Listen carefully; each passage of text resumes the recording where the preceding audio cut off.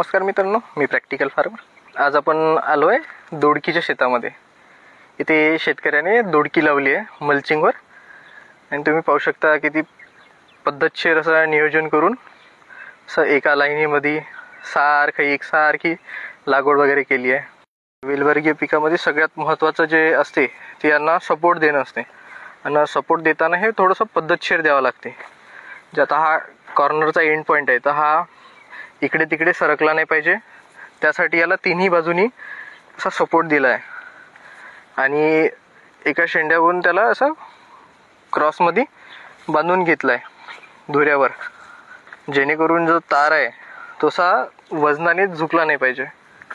पाहू शकता किती पद्धतशीर असं हे केलेलं आहे। आणि हे जे सपोर्ट देण्याचं आहे ते मधात दोन तार दिलेले आहे, एक मधात आणि एक वरती जो आहे तो स्टीलवाला तार वापरलाय आणि मधात फायबरचा वापरलाय। फायबरमध्ये थोडीशी लवचिकता आणि स्ट्रेंथ जास्त असते त्यामुळे। आणि हे पाहू शकता किती पद्धतशीर प्रकारे असं बांधलं आहे। सुताचं बंडल घेऊन त्याला क्रॉसमध्ये सरळ बांधत नेलं आहे। आणि आता या दोरीनं हे जे आता समजा वेगवेगळ्या अशा दोऱ्या दिसत आहे वेगवेगळ्या, याच्यावर ते वेल चढत जातो, म्हणजे याला पुन्हा जे खाली हा पसरत नाही आणि पुन्हा उचलून बांधायचं काम नाही। असं कमी मेहनतीमध्ये थोडं चांगलं नियोजन होते। तर तुम्ही पण अशाच प्रकारे तुमच्या शेतीमध्ये पण नियोजन करू शकता।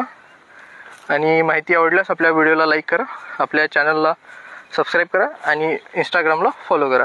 धन्यवाद।